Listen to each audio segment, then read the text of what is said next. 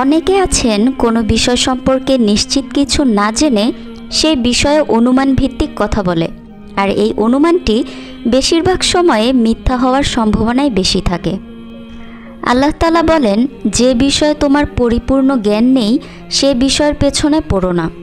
নিশ্চয়ই তুমি কান, চক্ষু, হৃদয় এসব কিছুর ব্যাপারে কিয়ামতের দিন জিজ্ঞাসিত হবে।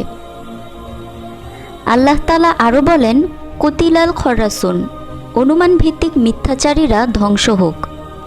মিথ্যা কখনো কখনো মিথ্যাবাদীকে জাহান্নাম পর্যন্ত পৌঁছে দেয় এবং মিথ্যা বলতে বলতে পরিশেষে সে আল্লাহ তাআলার নিকট মিথ্যুক হিসেবেই পরিগণিত হয়।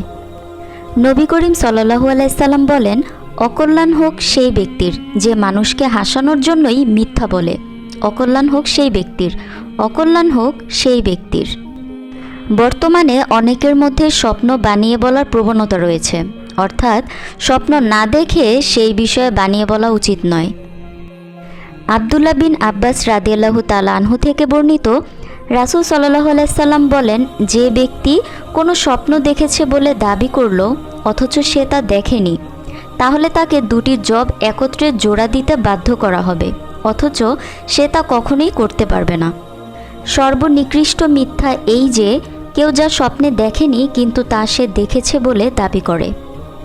তবে যদি কোনো কল্যাণ অর্জনের প্রয়োজন হয় অথবা নিশ্চিত কোনো অঘটন থেকে বাঁচার জন্য যেখানে সত্য বললে কোনোভাবেই হবে না এবং তাতে কারোর কোনো অধিকারও বিনষ্ট হবে না অথবা কোনো হারামকেও হালাল করা হয় না, এমন অবস্থায় মিথ্যা বলা জায়েজ।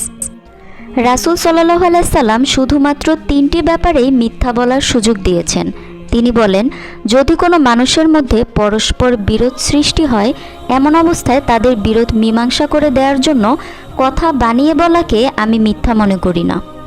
একইভাবে কোনো ব্যক্তি শত্রুপক্ষের সঙ্গে যুদ্ধে জেতার জন্য যদি কোনো কথা বানিয়ে বলে সেক্ষেত্রেও মিথ্যে বলা যাবে। তেমনিভাবে কোনো পুরুষ নিজ স্ত্রীর সাথে এবং কোনো মহিলা নিজ স্বামীর সঙ্গে সুসম্পর্ক টিকিয়ে রাখার ক্ষেত্রে বানিয়ে কথা বলতে পারবে। রসিকতা বা ঠাট্টার ছলে মিথ্যা বলা আজকাল আমাদের সমাজে প্যাশন বা স্বভাবে পরিণত হয়েছে। রসিকতা করে মিথ্যা বলাও বৈধ নয়। নবীজি সাল্লাল্লাহু আলাইহি সাল্লাম যখন রসিকতা করত তখন তার রসিকতায়ও পূর্ণ সততা থাকত। তিনি সেসব স্থান পরিহার করতে বলেছেন যেখানে মিথ্যার চর্চা হয়। কারো ওপর অপবাদ দেয়া কোরআনে বর্ণিত এক জঘন্য অপরাধের নাম। অপবাদ সাধারণত মিথ্যার থেকেও জঘন্য। এতে মানুষ পরস্পরের প্রতি বিশ্বাস হারায় এবং সম্পর্ক ছিন্ন হয়। এর দ্বারা ব্যক্তি অন্যের সম্মানহানির পাশাপাশি নিজেকে কবিরা গুনাহে লিপ্ত করে।